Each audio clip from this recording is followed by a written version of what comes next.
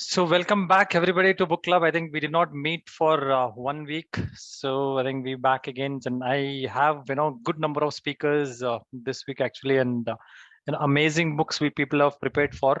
So I'm really excited to hear from each one of you. So let me welcome some of the people, but for the people who joined for first time, just an introduction saying that we are part of Peak Impact Mentorship, so where we have nearly 35 book clubs running as I am running it, so nearly 3,000 people are involved in it. And also regarding the timing, we'll wrap up before 10:15 in case if nobody has too much to talk. But we will get a speaker will get 4 minutes to speak, so you will be speaking only from self-help books, nothing else is allowed. So that is what we want to promote as well as speak about. And people who are new, introduction, you can take like 30 minutes to 1 minute to introduce yourselves. I will call you in between while speakers are speaking, so that you can introduce yourself and you can give about it. Right. And before we start, I think the first speaker is Limi. So I have a question to everybody, just like, Tyson used to ask question before. I thought, no, let me put this question to everybody so that we can inspire others also. So the question is, how much time do you spend on a self growth every week?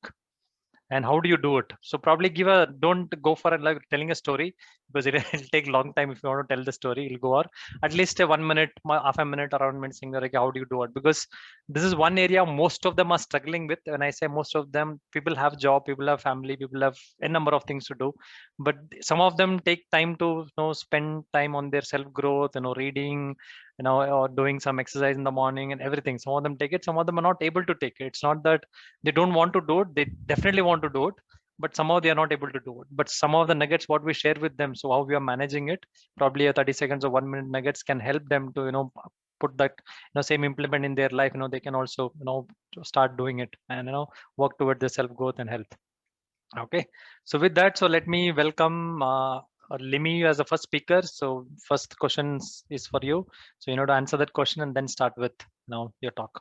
Yeah, welcome Limi. Okay, thank you. They're saying the paper was not leaked. I didn't know that question. So, hi everyone, this is Limi here. So as answer to Sam's question. So for my self-growth, I invest almost 2 hours. So half an hour to, not half an hour, 45 minutes to 1 hour of exercise, and then 20 to 25 minutes of meditation, and half an hour to 1 hour of reading books. So this is what I do every day.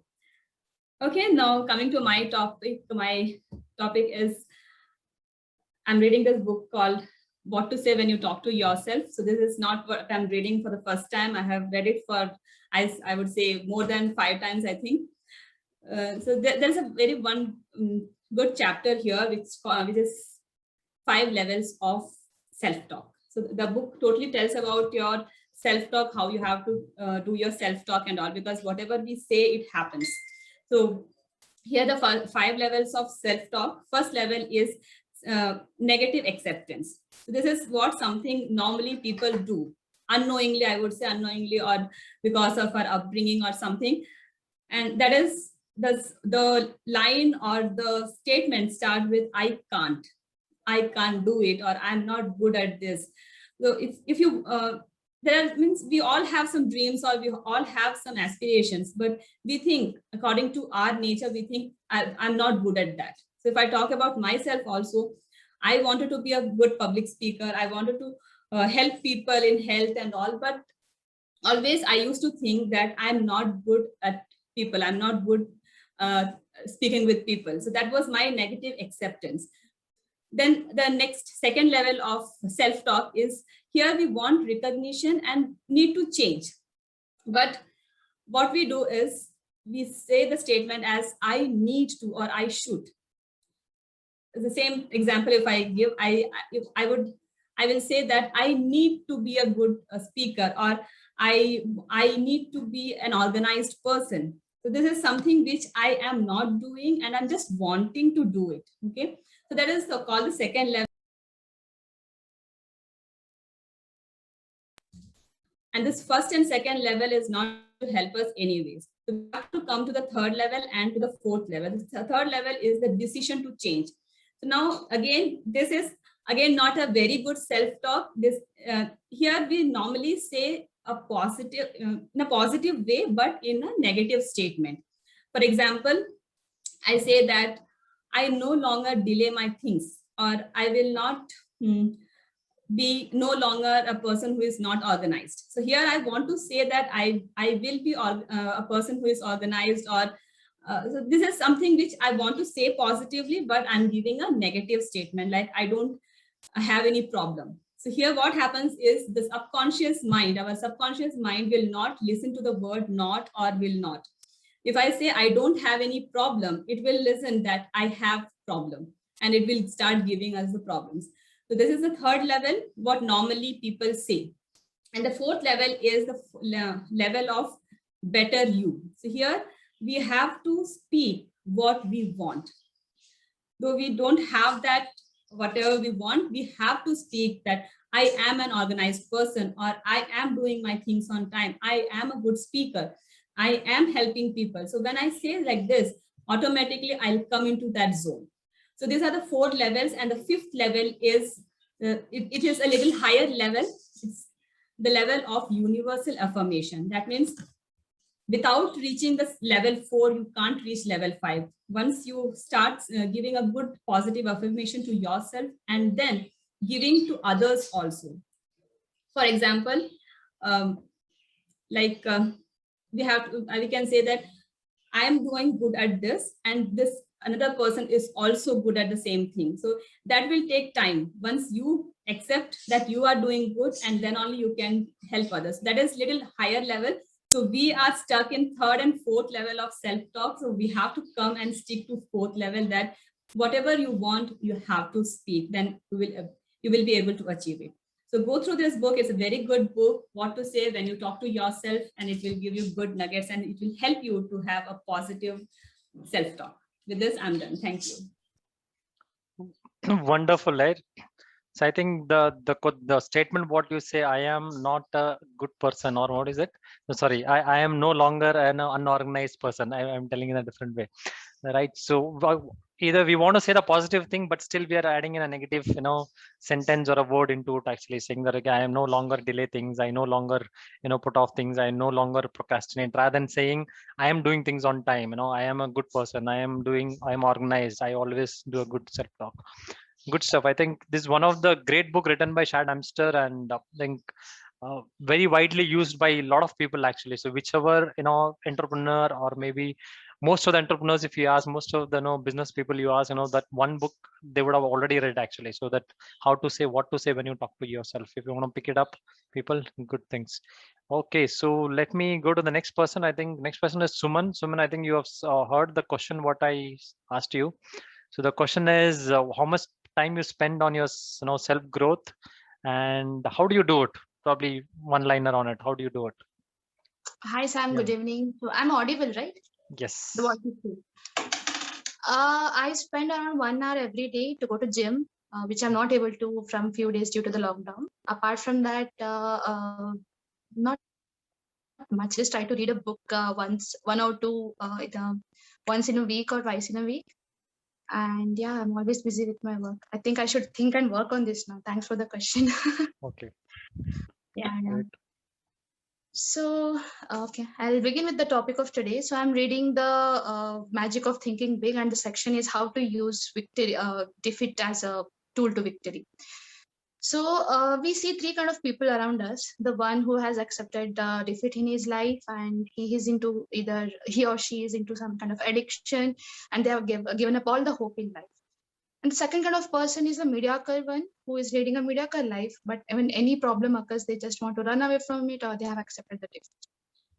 And the third one is a successful person who has overcome all the odds, and he is in an unbeatable position. So what's the difference between all these three people? The thinking, the state of their mind. So when we read the biography or autobiography of the greatest people in the world, or let's say our freedom fighters who were kept in the dark cellular jail for years together, they never accepted the defeat, because for them, defeat was only a state of mind. So in reality also, defeat is always the state of mind, and you should always change your thinking to overcome it. Okay. So I'll give an example. For example, if you win any badminton, or if you finish a marathon or achieve something, We just, want the world to know that I have done this. We post it on the social media and we kind of do a humble brag about it. But when the opposite things happens, we just hide our face. We want to run away from everyone and just don't want anybody to know about it. And also, whenever a friend or relatives call us asking, dude, I'm stuck in this problem, I don't know what to do, automatically we go into that Gani mode and we say that do like this. The solution comes instantly to us. That is because we are not attached emotionally to the problem which our friend is explaining. In a similar way, always try to analyze the problem, understand the problem from a third person perspective. Then you will be able to identify what is the cause of the failure. So the author is trying to say here is you should always face your faults. You should be always courageous and accept the mistakes you have done. And you should not blame anybody. You should not blame your teachers, your colleagues, your parents. Because of you, I failed in this. Because of you, I failed in that exam. So it's altogether next destruction mode, you can say. So never ever blame.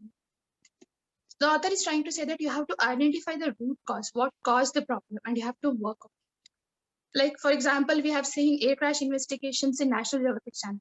So in the end of each episode, they will say that, what exactly caused the crash, because they want to work or identify it, work on it, and ensure that the mistake is never repeated. In a similar way, always try to go to the root cause of your problem and identify what caused it and try again. Okay. And always you should be optimistic in life. You should not, when you identify the root cause, it should not happen that, oh, this is the reason I failed and I can never fix it. You should not go into that pessimistic or negative mood. It should be always like, oh, this is another reason which I'll fix and I'll be able to succeed. Okay. And also the author has given the 5 guidelines to identify and how to turn defeat into victory. So that is study setbacks. Okay. You should always analyze what caused the failure. Like Sam only told me once, and I don't remember which book it was. To identify exactly what happened, you have to ask that why question 5 times. Once you do that, you'll be able to reach to the root cause. And the next one is you should be very courageous and bold and try to accept the failure in life. It takes a lot of courage to accept your mistakes. Be bold, do it, and always be your own self-critic and be positive in life. And the next one is you should not, as I told before, you should stop blaming your luck. You should not say that I have bad luck, I can't do all these things. Stop blaming people around you. Take the full responsibility and start working. And blend persistence with examination. For example, you set a plan, you identify the root cause, you set a plan A. Okay. When it fails, you have to sit back, analyze, and make a plan. Okay. If it is failing, you should analyze it and start to go for plan C. Like that, you should always keep on trying and be optimistic. Okay. Don't say that I have exhausted all the alphabets, I tried till that nothing is happening, I'll quit. No, you have to start over. Okay? The point is like you should be always optimistic in life. And he ends with the note saying that there is always a positive side to every failure which has happened in your life.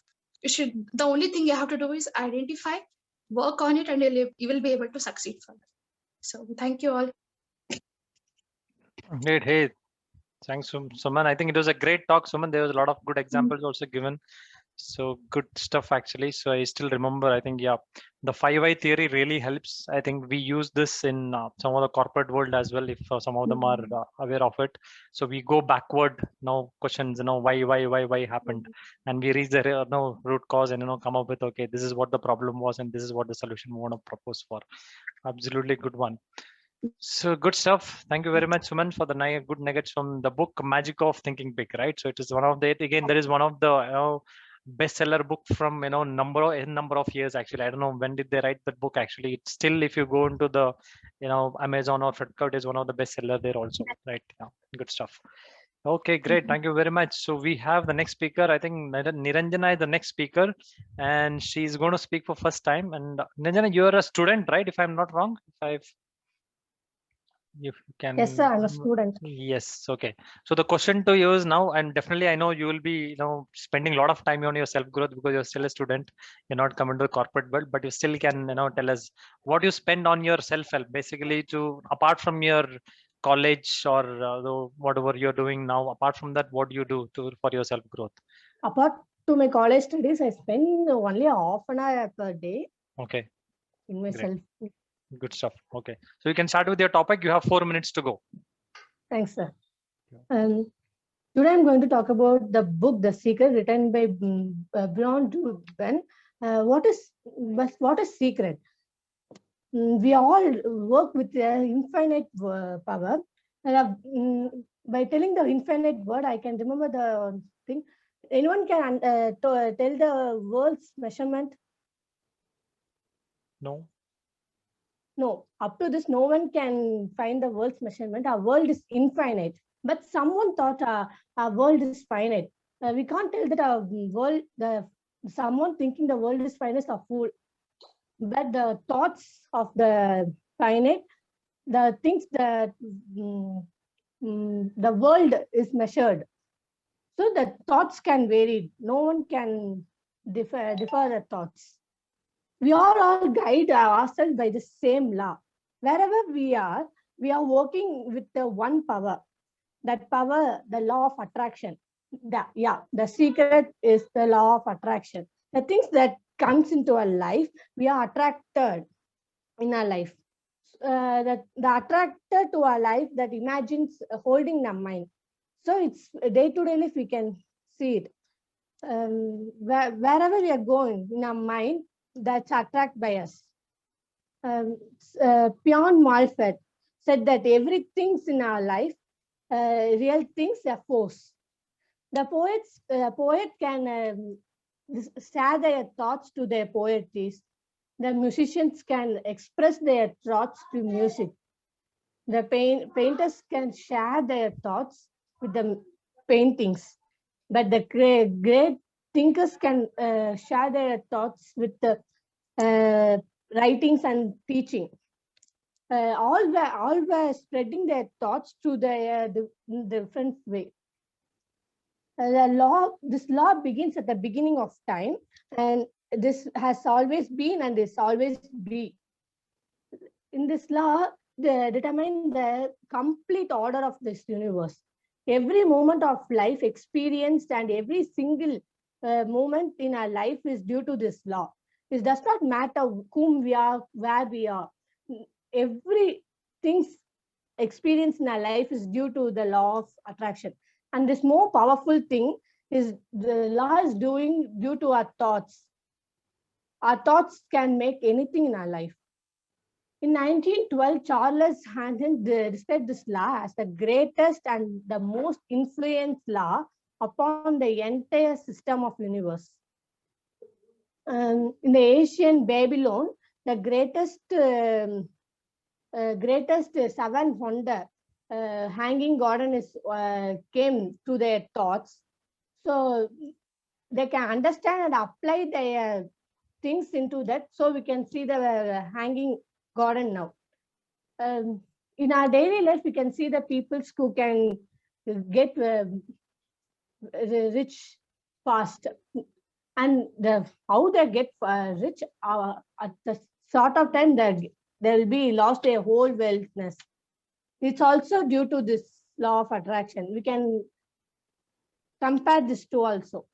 The people lives in this world thinks the attract thoughts all about the wealth. After the earning the wealth, the thoughts are passed to the, if we lost the wealth, what we will do next. Our thoughts went to a negative manner. So it changed. It's positive the negative thoughts pulls down the positive thoughts. So at first, with the law, we will be out. After that, the law will be, in this also, the law of attraction is into the action in our life.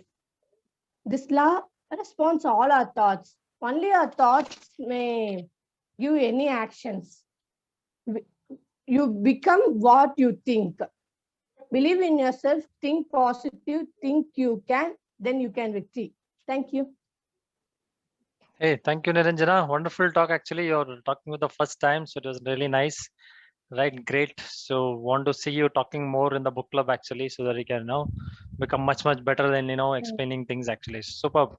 I think you are one of the first student. I think one more student has joined today. I think he's his name is Vinod. So I'll introduce to the people, everybody. But good stuff. I think, yeah, well, as you said, what you think is what you are. more you think about something what you want, you start attracting it. So if you think about more about money and you start working and put action on it, then you'll start attracting money. If you want something else, you start attracting those things. So law of attraction is definitely one of the good thing. I think there is one book written by John C. Maxwell. He has some 13 to 14 laws actually in that. I forgot that book's name. I think 15 irrefutable laws of success. So that is one of the book he written. He's written all about the different type of laws actually which can help you out. Secret is also one of the great book to read. Wonderful, good stuff. So before we go to the next speaker, I think we can introduce some of the new Thank you. people who have come in. I think Vinod, you want to introduce yourself quickly, 1 minute, saying your name, where you're from, what do you do. So good evening, everybody. I am Vinod Rathod and I am from the Bijapur. So for the time being, I am pursuing my third semester in management.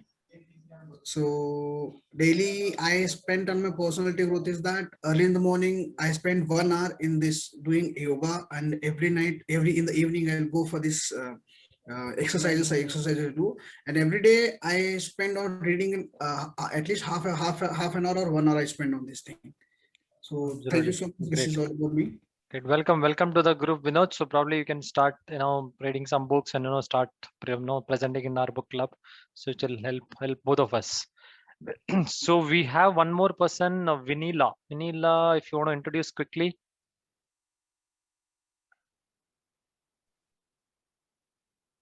Can you? Yeah. Go ahead, Vinila. Yeah. Yeah, hello everyone. I'm Vinila Pulivarti. I'm from Tirupati. So I'm a PhD student, a PhD doing in biotechnology subject. So thank you so much for adding me into this book club. And I'm very happy. I'm ready to share my thoughts on book reading on some books. So We'll do that. So we can you can share it from next week on Vinila, so you can get prepared and you can share it from next week. Right. So this way you can introduce and do that. So we have a list of speakers today. So I'll add it in your name in your next week. You can prepare and do that. Yeah. Okay. Sure. Great. I think welcome to the book club anyways. So good stuff. So we want to see you guys, speaking more about the books actually. Right. Thank you so much. So we will bring up the next speaker, which you sent. Okay. I think Suvarna is in the list actually. Hi, Suvarna. Hi, sir. Do you want to answer the question as well first? What do you do for how much time you spend for your self growth and how do you do it? How do you find time? Yeah, actually, nowadays I'm not finding much time for everything, but still I'm managing somehow. Like I'm just self-analyzing about my strengths and weaknesses nowadays, like more, and focusing on the weaknesses more and working over that. And like doing some kind of meditation, but not properly up to half an hour or 1 hour. I'm not able to do that. But simply for sitting for some time peacefully, it's okay for me to analyze myself at that time. Great. So daily I'm just doing that. And reading, of course, it's going on side by side. That's okay. It's good. It's going on. Okay. Great. You can start off then. So what is the topic? Yeah. Go ahead. Today I'm just going to share a few points on the book Steal Like an Artist from Austin Kleon. So here, this book is not for the artists especially, it's for everyone actually. These ideas mentioned in this book are for everyone who are into creativity or who introduce creativity into their life or their work, or in some way or the other, everyone is creative in some level or in much more levels. The author says here is like all advice is autobiographical. So it means like when people give you advice, they are just talking to themselves in the past. The book is like he is speaking to himself in the past. So whenever you ask the creative person about where do you get your ideas from, then the honest answer will be like I steal them. So what does that mean? Like we knowingly or unknowingly we steal some ideas from people and surroundings normally. So there is nothing good or bad in the world, and there is just a stuff worth stealing and stuff not worth stealing in the world that we should differentiate. But it's not good stuff or bad stuff. It's just worth stealing or not worth stealing. As an extension to this, the author also says that nothing is original. It means that all the creative work which is there, which people do, builds on what came before. So it is not completely original. He says about the origin of ideas. Normally, a new idea, if every new idea we get, that is not a completely original idea. It's just a mashup or a remix of one of previous ideas which they have or which others have. Here they say about one economical theorem. This theorem says like if you take 5 of your friends, closest friends, their average incomes will be equivalent to your income. So this the same thing applies to the ideas as well. So you are as good as you surround yourself with. Those, according to the people, according to the surroundings you surround with, you are as good as them. So the next thing is school yourself. Schooling is different here and education is different. So it's more important to educate yourself whether you are in schooling or not. So be creative, be curious to look upon the world where you live in and to see upon the things where you, just look upon the things with curiosity. And the other thing is, don't wait until you know who you are to get started. Here, we will wait until we know what we want or what we are to know, then we'll go on starting the things. So that's not the thing you have to do. The author says like this, because when you start doing something, when you make something you want or you like, then the process itself will figure out who you are. While the process is going on, we can figure out who we are. Then the next thing is start copying. Here he says that nobody is born with spices. True, actually. In the beginning, we learn by pretending to be our heroes, or we learn by copying, actually. So now now here we are talking about practice, copying in the sense practice here, not plagiarism. Here plagiarism indicates trying to pass on someone else's work as our work. But here copying is like reverse engineering. It is not. It's like exploring things. Now, who to copy and what to copy? Who to copy is very easy. Like we will copy the people who will get me influenced by, or we will copy your heroes or some who we are inspired by, and so on. But what to copy? What to copy is a little bit trickier here. It's like he says, don't steal the style, but steal the thinking behind the style. So it's like don't want to look like your heroes, but you want to see like your heroes. You want to see the world through the eyes of your hero. So at some point here, while copying, you will get to know about yourself. But at some point, you have to move on from that, imitating, and you have to move on to the emulating. Imitation is copying, and emulating is one step further than copying. And that is where you will put your uniqueness into the picture. Then you will create something little different from that which you have copied. Then you can contribute this to the world. That's it for today. Then we'll just continue for the next session. Thank you. Hey, thank you very much, Suvarna. I think it was a wonderful talk, actually. So a couple of pointers I took it. I really believe in that. So what you said about the salary, your people whom you're surrendered with, if you take an average, it will become the your salary itself. It's actually correct, because association matters. So whom you're associated with depends on what you are actually. If you're associated with good number of good people, I can take an example of book reading itself. So because some of them are part of this book club, people are able to read it. Some of them are not reading it. Some of them are able to do it. Some who are interacting every week, definitely they are reading it as well. It's an association matters. I think second thing again, some of them get into this investigation too much. So before, I like 5, 6, 7 years back, if you think about it, I was like that. I was a C personality, compliant personality. So I don't want anything to be done without complete perfection. So I never started. So that's a problem with most of them. Say they want everything to be done in a perfect way, and they look at, let this become perfect, that become perfect. So I will start after this, after that, and end of the day, what happens is never starts. And also copying. There is one saying actually, which one of my mentor in what do you say, digital marketing told me, Siddharth Rajchekar, I think you would have heard about him in the Facebook and all. He says, if you copy from one person, it is actually a copying. But if you're copying from 100 people, it is a research. There is nothing called as a copying. Actually, it is a research. You're copying it from 100 people and making your own content. That's basically research. Good stuff. Okay, thank you very much, Suvarna. It was a nice stuff. So we will have next speaker on coming up. I think we have Prafulla, right? I guess in the list. Hey, Prafulla, so you want to go ahead? There. Yes, Sam. Yep. Can quickly go ahead. So probably answer my question as well. So how do you take out time for how much the time you spend for self growth? Quick 30 seconds answer. That's it. Okay, I invest my time in doing a bit of exercise, go for a walk, and a little bit of reading and music. Yeah. So it covers about 1.5 hours, and also chanting. Okay. So it covers about 1.5 hours or 2 hours in a day. Sometimes it is less depending on other things, but minimum of 1.5 for sure. Sure. Great. Great. Great. Yes, you can go ahead with the topic now. Thank you. Okay.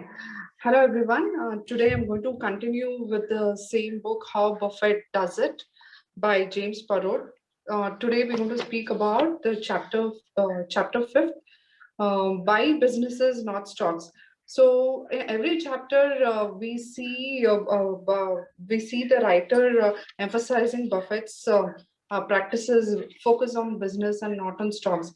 But in every topic, there is one story what he emphasizes, and it is very unique, and that's a learning. So today I'm going to share about the quick few pointers. He says about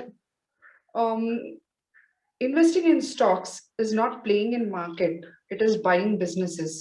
So you buy business. So though you're investing a very little part of the business, it is still as buying businesses, not not playing in a market. And he says about the 4 pointers Buffett emphasizes while he invests in businesses. Business he can understand. So Buffett never invest in any stocks which he doesn't understand the business. So usually we tend to hear around in stock market, oh, this is an upcoming industry, why don't you invest? So that is a tip. This is a very important tip what the writer gives, says that if you understand business, please go ahead and invest. The second point is companies with favorable long-term prospects. He says that they invest in companies that have long-term prospects. So in simple terms, he gives an example. How do you understand a company has long-term prospects? Just pick a company which exists today and think about it. Did it exist 10 years or 20 years before? Is it in the same business as it was today, 20 or 10 years before? So that is a company which you would want to think about that has a long-term prospects. The third point is businesses operate by honest and competent people. So you should know the people who are managing these businesses and their ethics and what do you say, how they manage the businesses and what their business principles are, because when you see various companies, you see that all the products you see, what is the main emphasis? Is it a look and feel of the product? It is the quality of the product, and you get to know whether it matches your principles and your ethics. And that is how you take a decision in investing. And the fourth point is businesses priced very attractively.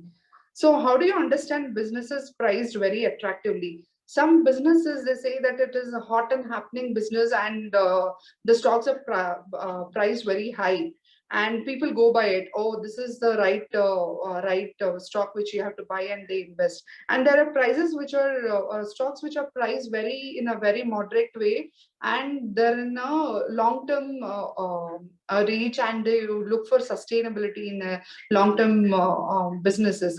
So he thinks that such businesses are good to invest. These are the 4 tips what Buffett follows. And also there is an example what Buffett says. A few decades before, there was a dot-com business which was in high and exponentially trading in the market. And it seems Buffett never invested in this dot-com businesses. And he also gives few examples of companies which were highly quoted few decades before, and they're nowhere and now in stock market. And and Buffett is very proud about this decision, because it was everybody were investing in this dot-com businesses, and he took a very wise decision that he will not go for it. And he also compares it with his wise decisions, where he is invested in some candy business, Coca-Cola business, which is quite doing even well now. The main tip what he says in this particular topic is you should know the business as a person, what you're investing in, and then invest. The quick 3 or 4 pointers again. Remember that stock is a piece of business. Evaluate the fundamentals of business before you buy a stock. Use the internet to do your homework. So he says that it is not difficult to do a homework like many years before, where they had to go look for the P&L statement end of the year. Now everything is available on internet, and it is on your fingertips, and you can research and then invest in the businesses. That is about this particular topic. And at the closing, don't think about stock in the short term. Think about business in the long term. I conclude here. Thank you. Thanks, Prafulla. I correct the last one. I'll 100% agree with you. Think for long term, because short term will never, whatever you do in your life, short term will never give you any results. It should be always a long term. Good stuff. Okay, so I don't think so anybody new is there to introduce apart from what we have introduced actually. So we'll go to the next speaker. I think Vidya, you want to start off? Thank you, Sam. Niranjana, you did a fantastic job with summarizing The Secret. So there's very less for me to say. There's just one small thing that I did want to speak about today. The Secret book by Rhonda Byrne, the same one that was discussed by Niranjana. It's about secret shifters, just this one tiny point. So secret shifters, what is it exactly? I mean, it's actually a ace up your sleeve.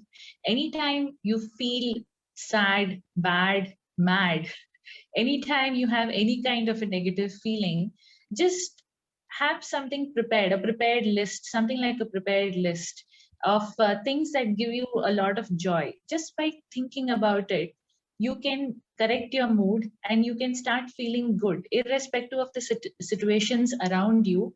Just by maybe thinking about your favorite song. Why just think? You can actually start singing your favorite song, if not loud, then in your mind. Maybe that gives you happiness. Maybe thinking about the day you spent on the beach, or anything that gives you a lot of joy. You can just think of these things. Keep a list handy, just a mental list. It may not be a written down list. So this is referred to as secret shifter. So anytime you are in a situation wherein it is a little adverse to you, or irrespective of the situation, you are feeling low or down, you just need to conjure up this list. Think of anything or do something that gives you joy and happiness, because ultimately what is important is how it makes you feel. If you are feeling good, The Secret, the book says that the universe will respond to how you are feeling and act accordingly. So assume that you're feeling a little bad about something right now. Okay. The book name is The Secret itself, double quotes, The Secret, close quotes. So this book clearly says that a small feeling that you have can be a great clue as to what is going to happen. So right now, if you're feeling bad, probably if you don't immediately correct your mood, you will start spiraling into feeling worse, or the situation around you might get worse. You might think it is a situation around me that is getting worse, but that's not exactly true. It's purely because you are not feeling so well that the situation around you is getting worse. It's a possibility. Consider that it is a possibility, and let's see what we can do to come out of it. So is it possible that by feeling a little good, just by thinking about something good or pleasant or melodious or nice, isn't it possible that you will start feeling better? And isn't it possible that the situation around you could improve? Maybe just your improved mood can help the situation and the moods of the people around you, and inevitably the situation will improve. Because remember one thing, situations are temporary, they are passing. It's not going to be permanently in the same condition forever. In a particular day of 24 hours, we pass through so many emotions, isn't it? So it's quite possible that now you're not feeling good, but you know that this is not how you're going to feel for the rest of your life. So why wait for things to change and then you change? When you have the power to change the things around you, why not you change your mood first and then see these things around you unravel and become better? So this is a wonderful thing and a very easy tool that we can start implementing in our daily life. You don't need to wait to read the awesome book, but please do read the book. And once again, Niranjana, fabulous job. I love the way you spoke. Thank you. And sorry, Sam, to answer the question, I spend about 3 hours every day in self-improvement, playing with my dogs, listening to things like, I'm taking a homeopathy class right now, but beyond that, I look into other videos related to what I'm studying. And I think that is also self-improvement. So I spend about 3 hours or so every day in self-improvement. And I hope to see a better version of me every day. Thank you. Absolutely. So absolutely. That's really great. Actually, 3 hours is not a small time. For taking 30 minutes for some people is very tough actually there. And I really love the book, what the topic what you spoke about, because different authors, different people, put across the same thing in a different way so that people can understand. So I was reading this book called Unlimited Power by Anthony Robbins, and he talks about the power of state. So what state of mind you are currently, and when anything happens, how can you change yourself, that state of mind, in a fraction of second, and you can feel better about it. So I think it's a different thing. And Sadhguru says about it, Sadhguru says, whenever you feel bad about something, or maybe your anger about anything, you just pause for a second and think about it. Okay, whatever you're feeling is going to help you, or is not going to help you. Is it going to help the other person or not? If not going to help other person and you, then you at the fraction of second, change your state of mind, or your mood, what you're in. So it's absolutely right. So what you're telling is, if you can implement in that life, I think the life can become very beautiful. So I've been more or less 50% or 60% in that. So not really 100%, but sometimes also get angry. But I think that has helped me a lot actually to build a relationship with the loved ones. Build relationship in office, build relationship in corporate. Friends and everybody. So you just stop for some time, pause it, and think, okay, is it going to help me or not? That's change your state of mind. That's it. Awesome. Thank you very much, Vidya, for the wonderful nuggets. So the chat box is open, guys. You can put a lot of comments there if you like the talk, what people are talking, and we will bring up the next speaker. So we have Anuradha going to speak about Jonathan Livingston Seagull. Anuradha. Yeah, I'm here. Yep. Hello, good evening, everybody. So today let's continue with our hero's story, that is Jonathan Livingston Seagull. After being outcast from his flock, Jonathan moves ahead from his flock with the positive hope that one or the other day, the other flock members would definitely understand what he had discovered. But now the question is, where is he moving ahead? Yes, he's moving ahead to another realm, which is far away from Earth, which is termed as heaven in the book. But then let us discover whether it is actually heaven or not. So he goes into this realm wherein he finds a lot of other seagulls just like him, who are very eager to learn, who are very eager to experiment with wings. He could find not many seagulls, I would say, but a few seagulls ranging from a beginner seagull who is just learning to flap wings to someone who has mastered the art of flying. You can perhaps call him as master of flying. He was really astonished at this sight because he was from Earth, where he only noticed people pointing at him. Why was he into this adventure of flying? But now here, he has companions of like-minded companions, rather, I would say. He befriends a few other seagulls, to name Mr. Sullivan. His name is Sullivan. So here, Jonathan, though he was learning a lot of things on himself, here he kind of hesitated himself to adapt to the environment he was into. But perhaps Sullivan makes him realize how tough it is for someone to reach to this world of heaven, whereas the other seagulls struggled for about 10,000 years to reach that stage. And Jonathan kind of make himself comfortable with these words of hope. And perhaps he also gets attracted with one more elder seagull. His name is Chiang, who is considered to have mastered flying, wherein he appears and disappears in just milliseconds. So Jonathan was so surprised, even after having conquered a lot of flying tricks. He was hesitant to reach him, but somehow he reaches him. He speaks to him. He calls out his name, Chiang. This elderly girl, in spite of, he was very humble to reciprocate to him. He encourages him to ask questions, wherein Jonathan, who was bewildered with a lot of things, why was he there? He fires a question to him. Where are we heading? Is this heaven? To which Chiang says, no, Jonathan, heaven is not time. Heaven is not a place. Heaven is being perfect. The way you are perfect in flying, the way you like to fly at a higher speed. So when you do that, you reach heaven. At the same time, he also reminds him not to limit himself by quantifying the perfection. Perfection is limitless and it's boundless. So after having mentioned these words, Jonathan gets courage to ask him to teach how he flies in milliseconds.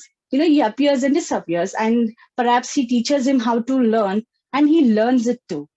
After having learned so many skills, Jonathan still had the thought of going back to his old flock to make them realize why flying is important, and their flying capability is not just limited to food hunting. So he decides to leave the flock. He leaves the flock, but Sullivan doesn't want him to leave. But somehow, Jonathan convinces him, telling the elderly girl, Chiang, who guided him, he also was supposed to leave the flock, and he in fact left flock after teaching Jonathan and leaving them the legacy of instructing the other new seagulls who have come into the flock. So he tells, if Chiang would have been attached to this flock, how would he teach the same things to other flocks which do not have any guidance? So what he tries to say in this part is, if you have to leave a group for some good purpose, you should always leave it. You should never be attached. Rather, you have to be attached to learning. You have to be attached to transferring your knowledge wherever possible. The way Chiang left, even I'm living now to teach my flock the better way of flying. So this is where the second part ends. And I think I'll take up the rest two parts in the next session. So over to you, Sam. Great. Thank you very much. I think it was wonderful, actually. It's a wonderful talk. I know I remember this, wordings which my mentor says, actually, if in any group, if you're staying or any, group of people, or maybe in a corporate body, or if you're a number one, then you need to go leave the group because it is not your place. So anywhere you're number one, after that, your growth stops there. So you need to go to somewhere who's ahead, somebody is ahead of you, so that you can look up to them, make sure you can become better than that person, or a competition is there. So when you become number one, there is no competition. You always feel that, okay, I'm number one, what to do now? So there's nothing to be no more to be achieved, basically. Good stuff. I think it is a really good thing. Now I know the story is good that you're trying to understand through a different perspective, actually, rather than me telling about human beings. You're talking about the seagulls and how they are making their living and how flying is important. So we can relate to our life. Yeah, seagull, I would definitely say it's just a metaphor here. Correct. Yeah. It's fully applicable to whole humankind, whole lifetime as such. Absolutely. Yeah. Great stuff. Okay, so thank you very much, Anuradha, so bringing this topic into our book club. So we will bring up the next speaker. We have Pratibha. Pratibha, you want to? Yep. Hi. Good evening, everyone. And for your question, Samjush, I was just thinking, normally every day I love to listen to a profound speakers, whether it's spiritual or in a TED Talks. I pep up myself by listening or watching those videos and having a good bunch of people who share experiences and ideas. I talk to my friends, so that's what I do. That's great. Yeah, now about the book, it's called You're the Placebo by Joe Dispenza. So what he says is, now what is the language of brain and what is the language of body? He says the language of the brain is thoughts and the language of the body is feelings. Now what happens when a thoughts are, when a thought, we get a thought in our brain, apart from making a neurotransmitters, they produce a chemical or a protein called neuropeptide, and they send this message to the body, and the body reacts by feelings to the same thoughts corresponding, matching to the same thought. The body responds to the perfect feeling for that. So when a body feels, again a loop starts here. The brain response finds what the feeling, it generates another similar matching thought. So it's a loop. Thinking and feeling and feeling and thinking is happening here. And now when a thought is arised in a brain, what exactly happens in brain? So basically, thoughts make a fixed, thoughts hardwire your brain by fixed pattern of neuro circuitry. And what happens in the body? Because emotions you continuously feel based on automatic thinking will condition the body to memorize those emotions. And that what is does mean, it means unconscious wiring of mind and body is happening there. So the body has been subconsciously programmed and conditioned in a very real way to become its own mind. So eventually this loop of thinking and feeling happens, and new thoughts are ignited. So he takes us to, for a few chapters, he takes us to all the negative things happening here. He makes us understand that, thinking and feeling is becoming a loop, and people live in the past because of this repeated thoughts and repeated feelings corresponding to brain and body. So body will crave for those specific chemicals only. It becomes like a drug addict. If one person is in a negative phase, he thinks about one thought, and then same chemical, neuropeptide protein, is sent to the body and it feels, and that has been sent to the brain. So so to change this, we have to bring, he takes a negative example. Suppose the public speaking experience. He takes a negative experience that somebody has a very horrific experience in public speaking. So what happens that time? We feel anxious, we become hands become cold, and then our stomach gets twisted, and then neck and head flush happens. So what are all these? These are all happening at the subconscious level, and these are atomic nervous system. These are dealt by from the body. And these exactly these are these are programmed by nervous system, like it's a part of nervous system that regulates digestion, hormones, circulation, body temperature, and so on, without having any conscious control over them. So you can't decide to change your heart. You can't decide to change the metabolic secretions happening in you. So you might consciously try to change, even if you try to consciously change any of these functions, you will probably find that you won't be able to do it. So by 35 years of your age, what exactly are you? So you are just a bunch of, you're made of your memorized experiences, behaviors, patterns, perceptions, and these all, by 35%, 95% of you are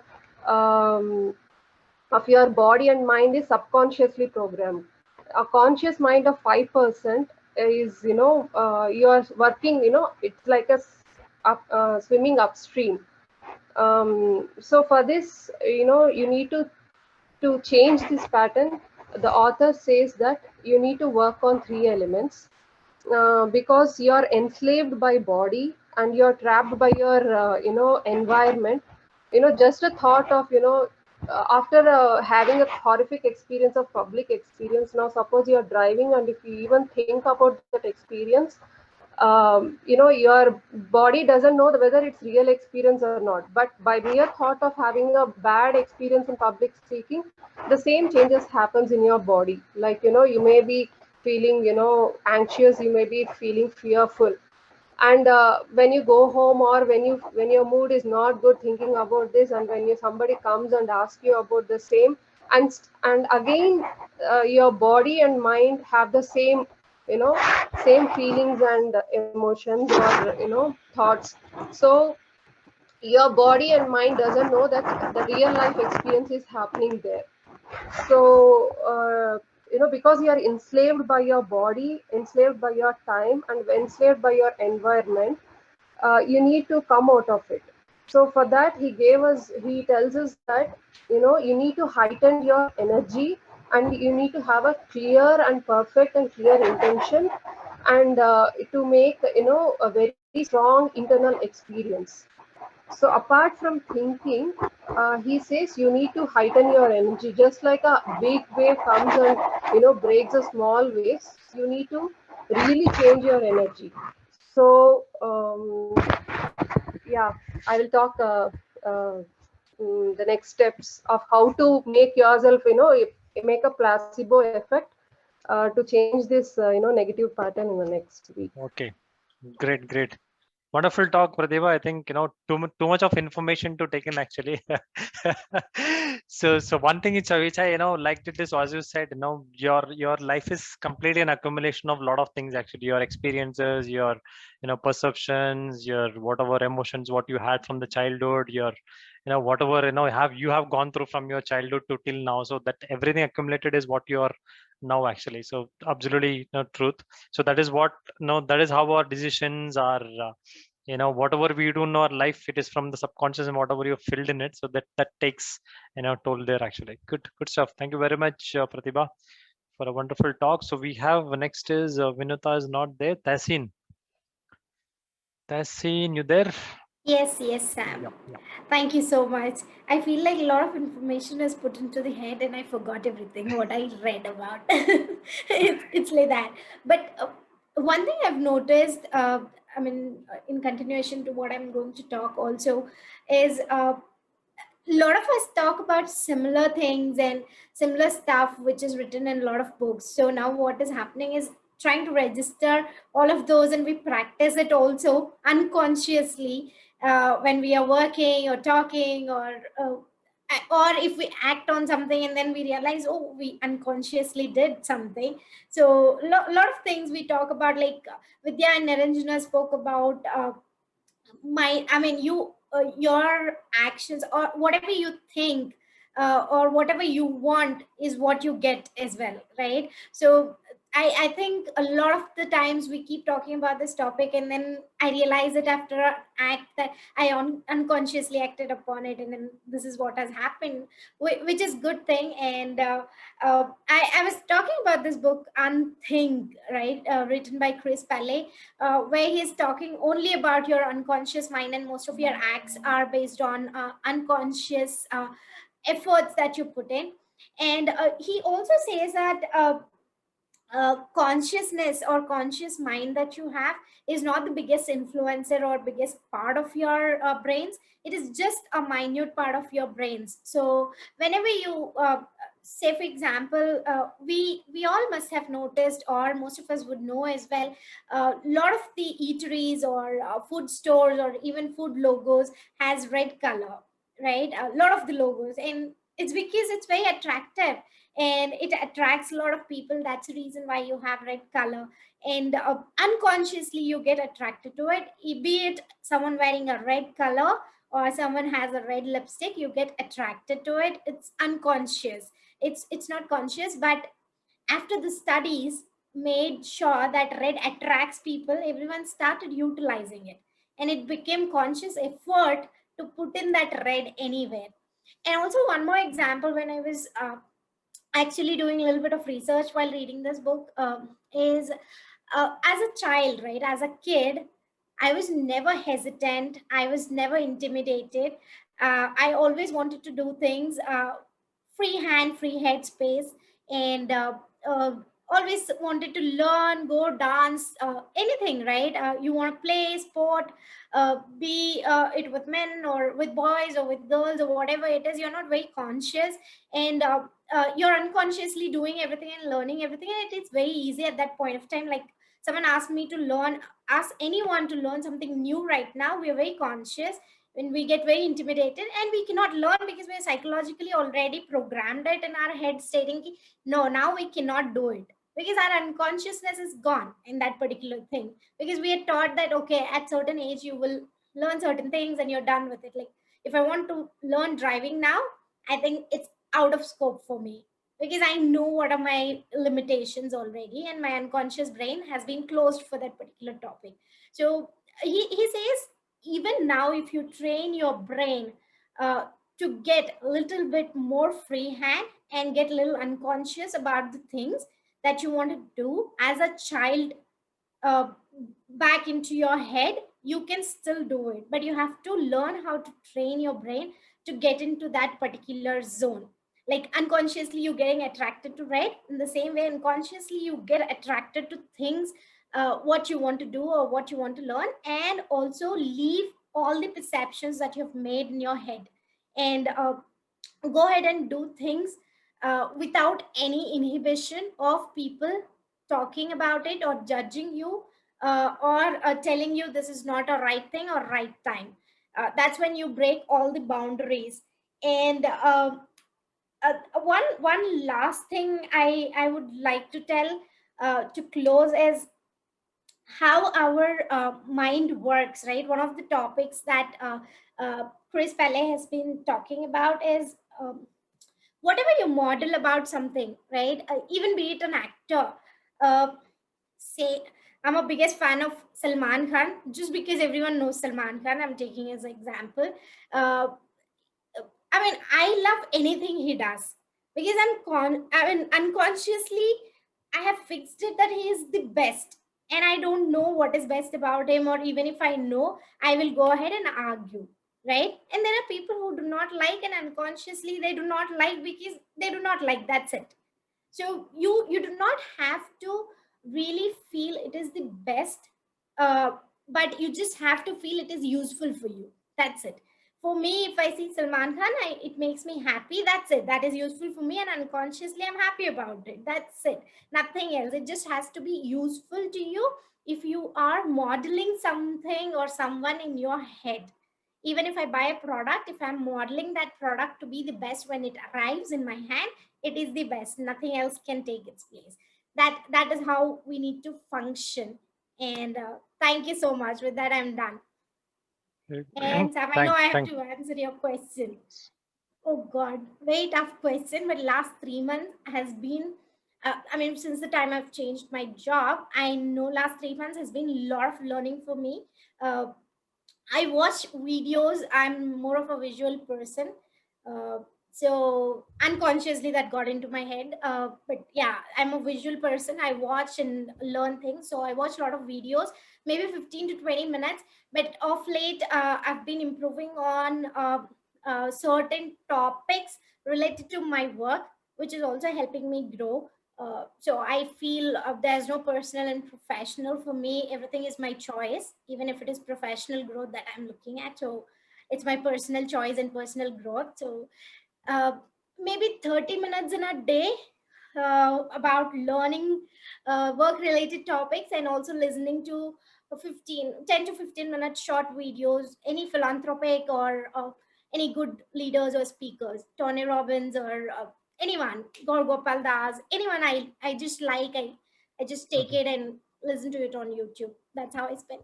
Great. Thank you. Thanks, everyone. Awesome. Thank you. Thank you, Sachin. Wonderful talk, actually. So, so Unthink, no, nice book, actually. Even I need to buy that book. Actually, I've never read that.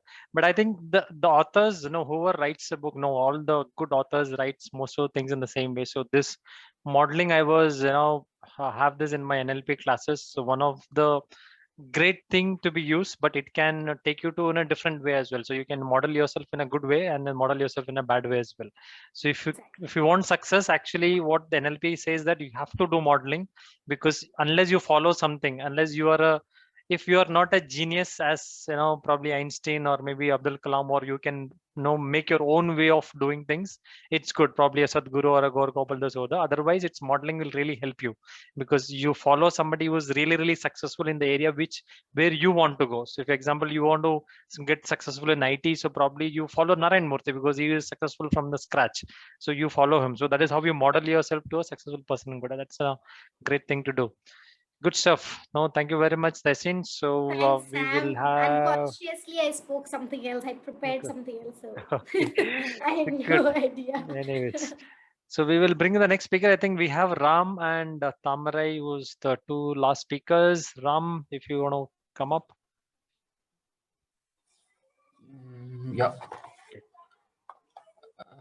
Excuse if there is a voice breakup, because soon on my video. I think you can switch off the video and speak, Ram. I think you can switch off the video and speak. It's showing as bandwidth is low. Yeah. You can listen well, right? Or now it is fine. Now it is fine. You can go ahead. Okay, fine. Okay. So actually, I was reading a book, Be Happy Attitude, but some urgency. I am at sister place, so I couldn't carry a book, but I had some soft copy.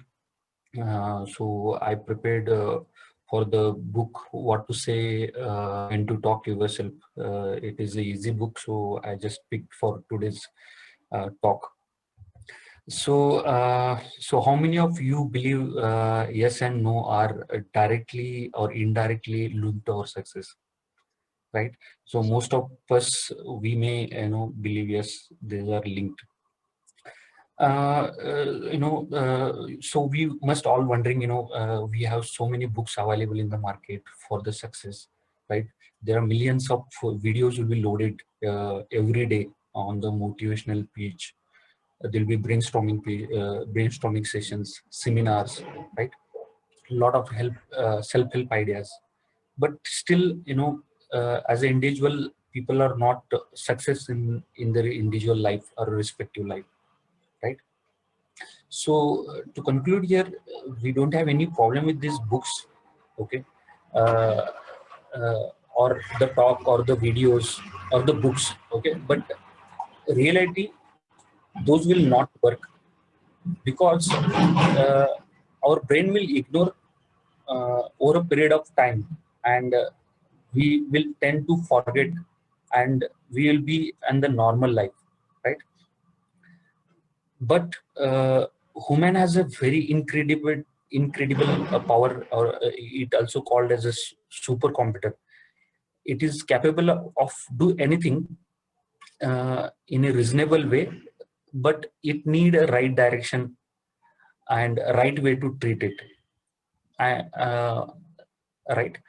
Hence, to overcome on these negative things, we need to associate with the positive people. Okay, we should have a strong positive self-image, good visualization.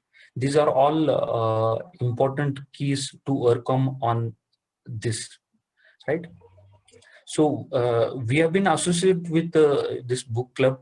Okay, normally, everyone is busy in their individual life. Okay, nobody has time, to spend a time on a reading, right? But after joining this group, assume there are 10 people are reading the books. So we are multiplying our skills, knowledge, inputs. We are multiplied by 10 times, right?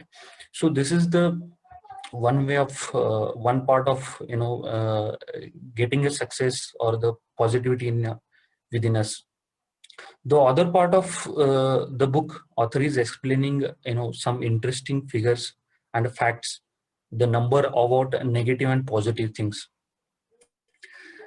He has done some survey. Okay, normally in a normal family, negative or no's or we can't, I can't, we hear in a normal families in a year 150,000 times.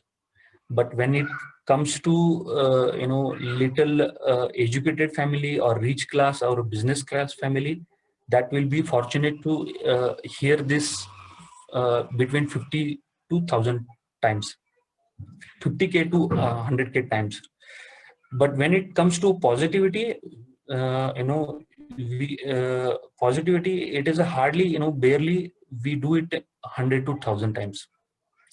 So definitely, no doubt, whatever the number it is, but no is predominantly, everyone has compared to yes. Okay, I still remember in my childhood, my father is agriculture background, and I have a habit of getting up late. Okay, and my dad always used to scold me, abuse me. We will get few more buffaloes and cows. Better you look after them. Okay. But his intent is not wrong here, but these are the negative programming we keep on hearing every day, right? And according to my dad, whatever he thinks, whatever he says, it is within his scope, and he protected me from the possible best practices. But when you come to behavioral aspect, we have been programming in a wrong way. Okay, it may be year on year, words by words, right? We took it hurt, some people took it very hurt. Okay, and we script this in our memory unconsciously, right? And this result into okay, this result into we damage our self-image here, right? We start believing what other people says to us, right? So according to survey, of medical and behavioral research, 80% of everything we think is a negative, and because of surroundings, family, siblings, friends, right, and our lifestyle, and many other factors. But I'm fortunate enough that I'm part of 20% of the crowd. Maybe that reason I'm today working one of the corporate, right? So yeah, this is what I want to say, convey. Thanks, Thanks Ram. for Thank you. time. Thank you very much for the wonderful talk from the book. What to say when you talk to yourself again. It gives us a lot of perspective about actually. So about what you say. So there is one word he says in that book actually saying repetition is the master of everything. So when you start keep on repeating things to yourself, that becomes your reality. So I was coaching one of my coaching student actually. So I was talking to him from past 6 months over, I think more than 6 months actually, and he utters one word in his mouth always is, I am very emotional, I am very emotional, I am very emotional. And I'm now not able to do anything to him actually to come out of that. Whenever you talk, he will be in a little stress of mind and about his family and his personal life and everything. And one thing is keep on uttering is, I'm very emotional, I'm very emotional, I'm very emotional. I think from the childhood he has been, probably configured, and I would say like the software is put into him saying that this is what it is. So I'm taking a lot of effort to uninstall that software. It is not happening, so it's still that software is running. So the one day when I have been successful saying to uninstall that, then he will not be emotional anymore actually. But I'm trying my best, but I know how successful I will be because he's completely into it. That software is so intact, it was very difficult to take it out. So when you keep on repeating yourself for something, when somebody told you, it actually did not come from him naturally, but from the childhood, whenever he had that emotions going through, your friends, your mom, dad, your relatives, everybody told this, he's an emotional guy, man. He was an emotional guy, just like you would have also heard actually. So they used to tell me, actually I still remember my dad used to tell me, he's always shy, he was always shy, he was always shy. And I has been shy actually for longer time then, but fortunately somehow I came out of that actually. So today I'm not shy, so I can talk to anybody anytime, anywhere. So no, not a problem at all. I'm not worried about group, I'm not a bit of worried about forums, I'm not worried about any leadership happening. I can go out and talk anywhere. So that's probably to change the software. That's it. Good way, good talk, Ram. It was wonderful. I think we have a last speakers. We already showed up the time. So we have, I guess, Tamray, you're there. You're the last speaker to talk about money. Yes. Yeah. I am there. Basir is also there in the list, I believe. Basir told he has something else, so he cannot talk. That's why I did not call him. Fine. Yeah. Okay. So to answer your question, Sam, I plan lots of things as a self-improvement or a self-help. At least I will try to do a minimum 1 hour, like either going running, if not possible, at least walk. Then reading at least half an hour. Then in a professional way, reading or spending some quality articles or something. And likewise, there are a couple of items in my list. At least I will ensure I'm spending minimum 1 hour for one or the other activity. Great. Okay, so back to my topic. I'm for last couple of weeks I'm talking from the Rich Dad Poor Dad. So far we saw the 4 chapters. The 5th chapter is the rich invent the money. From the beginning we were trying to understand the mindset and what rich does, what poor does, who's the middle class, and so on.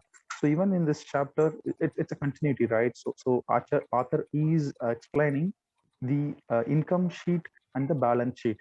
So when you're asking an income sheet, is basically what is your income and what is your expense.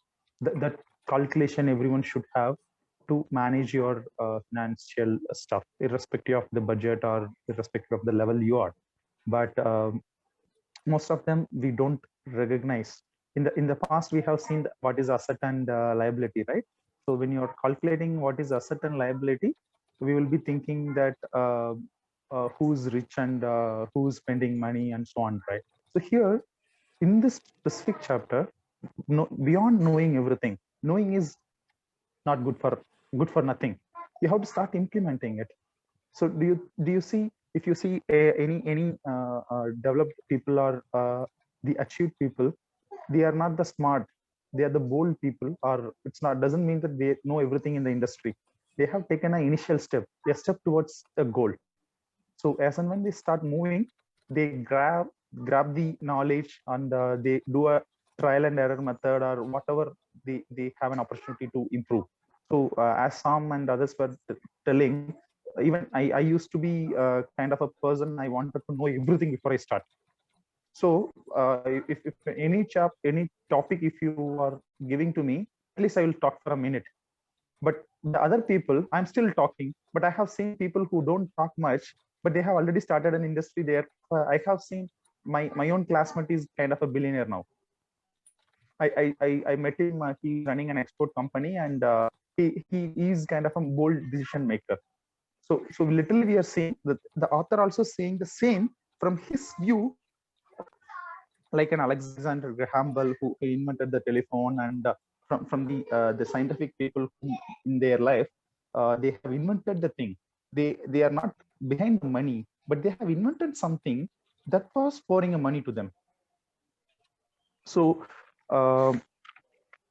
knowing, so the first lesson is knowing is good for nothing. You have to start implementing. So you have to take a bold decisions. Then you should understand the financial literacy, that the asset, it should start generating the cash flow. Let's say if you're having a house that should give a rent, and that's an income. What if the house, the EMI and the property tax and other maintenance is more than the your house income? That become a liability. So this is one simpler example. If you want to run a business, what is your asset and what is the liability? That's how you can. So most of us are in salaried employee. So our asset will, our income mode would be mostly salary. Very few people who have reached certain level, they might have some savings in terms of investment of bonds or bank debts or something. So that might give the dividends and other income. But here, beyond everything, that is working on offline. But what you are putting an effort to make money, to invent. So you have to take a bold decisions and move on. And here the author is stressing 2 points. Generally, the salaried person versus the businessman or the other set of people. The salaried person, they work hard to get a pay rise, and from there 30 to 40% will go for a tax. Then whatever is left is probably a 5-10%. Then on the 5-10%, what we are saving also, again there will be a tax. The benefit of the saving also, it is been taxed in most cases. But whereas the businessman, for whatever the expense he is doing, it is an investment for. So that itself is a biggest a saving. And for that, there are lots of numbers being given. Considering the time, I'm not going in deep. And in there are 4-5 lessons in that. The closing note is you should find an opportunity who else is missed. You don't go with the crowd. In the first chapter, we would have seen that Mike and Robert, when during a class hours, they are standing out because everybody thinking in some way, they were agreeing what the teacher was saying. Hi, but whereas 2 minutes. Whereas the Mike and Robert, they had a different education from their rich dad and poor dad, so they were standing out, and they were looked odd with those people in front of the teachers and their crowd. But when the days gone, they were in a different level, and these people were in a different level because the financial literacy is not taught in the school. The second thing is raise a money. So how to raise money? If you take the same Robert and Mike, they started to making a coins from the and other things. They understand it is an illegal, and they started doing many things. Robert started creating his own emperor, and Mike started taking care of his dad's emperor. But the asset, in the sense, it should start growing. You should try improving how you can make the asset. Asset in the sense, it's not necessarily in the mode of money. You start doing something that will give you a returns in terms of money or some other asset. Then the third thing, in many other books, people have stressed. Here also the author is saying, organize the smart people or the like-minded people. So here the word is saying that the intelligent people, they hire more intelligent them. So basically, if COU, let's say, if you look at the all of you know the Google, right? It's owned by whom? Anybody know it? It's managed by whom? If you look, the CEO is considered, the Sundar Pichai or whomever is considered as the intelligent, but actually it is not owned by him. It's owned by someone else. They found this person is more intelligent, so they made him a CEO, so they can make more money. So basically, the intelligent hire more intelligent people, and they try to spend more intelligent group, and they will seek an advice from the more intelligent people. So for example, being in this group is kind of a privilege. So we are getting to know many things, and likewise, there are the same points being given in a different view by the different authors. So good association is the key. So with that, this chapter is concluding. So you should know how to raise your money, or you should start inventing the money rather just running for your paychecks. You need to work for how you can building an asset or a business or whatever is in your dream. You have to focus from the long-term perspective. That's all from my end, Sam and team. Thank you. Thank you very much, Tamare. It was a wonderful talk, actually. So I just want to end with this because already 10:30. So what you're on the context, what you're talking about, right? So I was talking in one of the videos actually, which I was posted in the YouTube channel saying, so one of the biggest threat for a leader or probably who is building a business is inadequacy. So if something I don't know, now I always think if you're not a good leader, you always think that, okay, you have that pain of, I don't know these things. How will I manage this? I don't know about finance. I don't know about IT, whatever it is. But actually, as a true leader, what does is the inadequacy can be delegated. So that what most of the successful people do. If I don't know something, hire somebody who can do that much better than me. You know what I cannot do. So that's how we do it. So, for example, there are a lot of people. As an entrepreneur, probably you are not an IIT pass out or IIM pass out, but there will be a lot of people who are working under him who's an IIT or IIM pass out, because what he does is, because he don't know something, he hires somebody who can do much better than him, and execute it. That's how we become successful. So I think one of the good learning is, inadequacies can be delegated, and it can make it as one of your most powerful item in your life, actually, rather than you thinking about and making it as a pain and not become successful. Good stuff. So I think we have already shot up with time, so I don't want to take too much of time for everybody. From everybody now. Thank you very much for joining. So it was a wonderful evening today because we had a nice number of speakers from different books. We have learned a lot of things actually in today's talk. I'm sure most of them would have liked it, and then good that 13, 14 people still staying on the call. So we will see you next week again with a lot more nuggets and a lot more good books from every end. Thank you very much. Have a nice day. Good night to everybody. Stay safe, stay healthy. Don't go outside. Be at home. Now, Corona is still around. Have a nice day. Take care. Bye-bye. Good night. Thanks, Thank you. everyone. Good night, all. Thank you all. Thank you, everyone. Thank you.